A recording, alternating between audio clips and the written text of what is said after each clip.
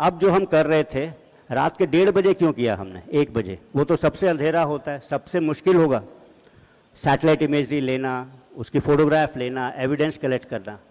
फिर भी हमने रात के 1 या 1:30 बजे किया कि हम लोग सिविलियन कैजुअलिटीज़ जो है अवॉइड करना चाहते थे।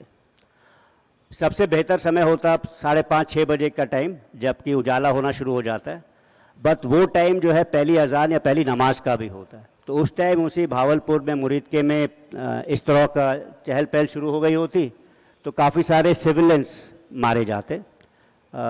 हो सकता है वो टेररिज्म के साथ उनका कनेक्शन हो ना हो, तो हम लोग वो चीज़ अवॉइड करना चाहते थे कम्प्लीटली। 7 तारीख का समय मौसम के लिहाज से भी ठीक था, क्योंकि वही एक विंडो थी जहाँ 3-4 दिन मौसम साफ़ था और बारिश नहीं थी। अगर बारिश वगैरह होती तो फिर हमें थोड़ी इमेजरी लेने में प्रॉब्लम होती। आज की जो ये बात हो रही है ऑपरेशन सिंदूर की पृष्ठभूमि में हो रही है। पीछे एक बड़ा पोस्टर लगा है ऑप सिंदूर का। अगर इसके बारे में मैं नहीं कहूँगा तो आप लोग बोलेंगे कि सीडीएस साहब आए और कोई और बात करके चले गए। और सिंस बच्चे हैं यहाँ पे छोटे, तो मैंने 2-4 छोटी छोटी चीज़ें निकाली हैं जो मैं आपसे चर्चा करूँगा या इम्पोर्टेंस उस चीज़ की बात करना चाहूँगा। पहली चीज़ है, बाकी सब आपने पढ़ा हुआ होगा, काफ़ी विश्लेषण हो चुका है, अखबारों में है। हमने जो है 7 तारीख को जो टेररिस्ट टारगेट्स 9 चुने थे, उनको हमने रात के 1 बजे लेकर के 1:30 बजे के बीच में स्ट्राइक किया। आपको पता है इसके पहले बालाकोट के ऑपरेशन हुए थे, और बालाकोट के ऑपरेशन हम कहते रह गए कि ये हमने मारे हैं, सक्सेसफुल हैं, लेकिन एविडेंस या इस तरह की सैटेलाइट इमेजरी या फोटोग्राफ नहीं थे। लेकिन अब जो हम कर रहे थे, रात के 1:30 बजे क्यों किया हमने, 1 बजे? वो तो सबसे अंधेरा होता है, सबसे मुश्किल होगा सैटेलाइट इमेजरी लेना, उसकी फ़ोटोग्राफ लेना, एविडेंस कलेक्ट करना। फिर भी हमने रात के 1 या 1:30 बजे किया। ऐसा क्यों था? ऐसा 2 कारणों से था। एक तो हमें अपनी क्षमताओं के, अपनी कैपेबिलिटीज़ के ऊपर भरोसा था कि रात में भी करेंगे तो रात में भी उसकी इमेजरी ले सकते हैं। और दूसरा इंपॉर्टेंट चीज़ ये थी कि हम लोग सिविलियन कैजुअलिटीज़ जो है अवॉइड करना चाहते थे। सबसे बेहतर समय होता 5:30-6 बजे का टाइम, जबकि उजाला होना शुरू हो जाता है। बट वो टाइम जो है पहली अजान या पहली नमाज का भी होता है। तो उस टाइम उसी भावलपुर में, मुरीदके में इस तरह का चहल पहल शुरू हो गई होती, तो काफ़ी सारे सिविलियंस मारे जाते। हो सकता है वो टेररिज्म के साथ उनका कनेक्शन हो ना हो, तो हम लोग वो चीज़ अवॉइड करना चाहते थे कम्प्लीटली। इसीलिए जो समय जो है हमने 1 से 1:30 बजे का चुना। 7 तारीख को ही क्यों चुना, वो खैर दैट वाज बेस्ड ऑन, हमने जो उनकी फ्लाइंग एक्टिविटी देख रहे थे 23 तारीख के बाद से, उन्हें ऐसा खतरा था शायद हम एयर से अटैक करेंगे। तो वो लोग कितने बजे वो लोग उड़ते थे, वापस अपने बेसेस में आ जाते थे, फिर दिन के टाइम में सुबह होने के पहले फिर से उड़ते थे। वो देख करके हमने सोचा कि ये 1 से 1:30 बजे का टाइम ठीक है। और 7 तारीख का समय, 7 तारीख का समय मौसम के लिहाज से भी ठीक था, क्योंकि वही एक विंडो थी जहाँ 3-4 दिन मौसम साफ़ था और बारिश नहीं थी। अगर बारिश वगैरह होती तो फिर हमें थोड़ी इमेजरी लेने में प्रॉब्लम होती। तो ये एक चीज़ मैं बताना चाहता हूँ।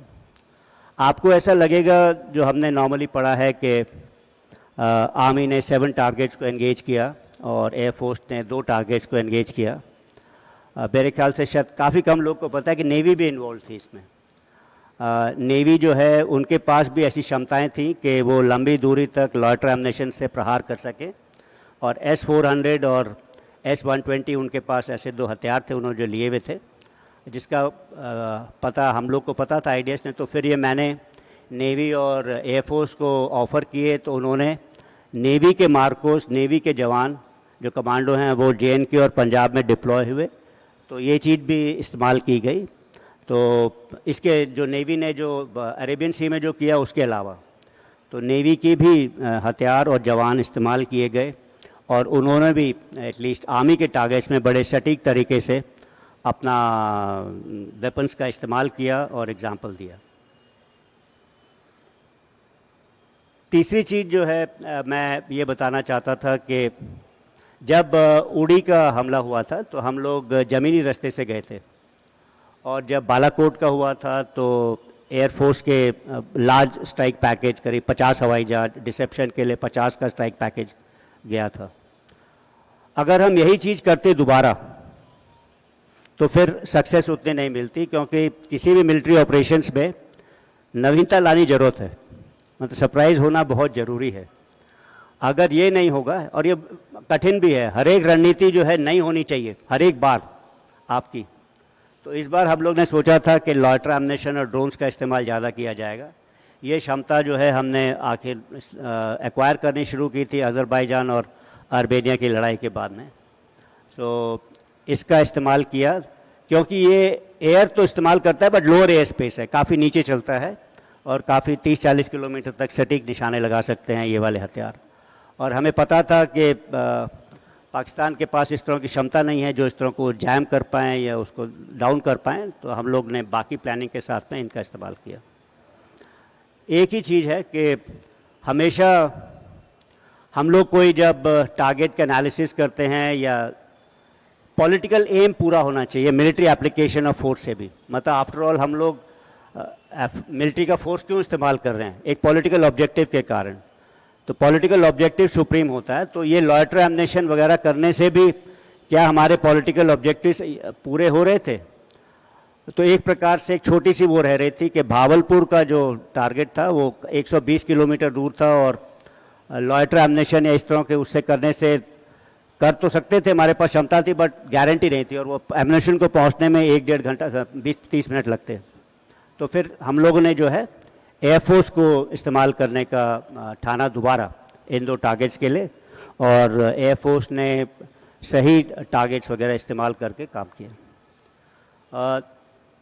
आखिरी चीज़ ये बताना चाहूँगा कि ये प्रिसिशन स्ट्राइक्स जो हमने की इतनी लंबी दूरी में 100-150 कभी 30 किलोमीटर में इतनी छोटे से इलाके में घर के ऊपर इस चीज़ को गिरा देना, मतलब इट्स कभी कभी लगता है कि ये एकदम नामुमकिन काइंड की चीज़ है। रात के अंधेरे में आप यहाँ से कोई चीज़ कर रहे हो जो 30 किलोमीटर दूर जाएगी और इस बंच के ऊपर यहीं पे गिरेगी बिल्डिंग के सेंटर में, जो कि जितने भी JNK के अंदर टारगेट्स थे जो आर्मी ने एंगेज किए, और जैसे इनके एयरफोर्स के भी टारगेट, सभी जगह जो है सटीक निशान लगा। तो ये क्यों कैसे होता है, इसके पीछे बड़ी कड़ी मेहनत है।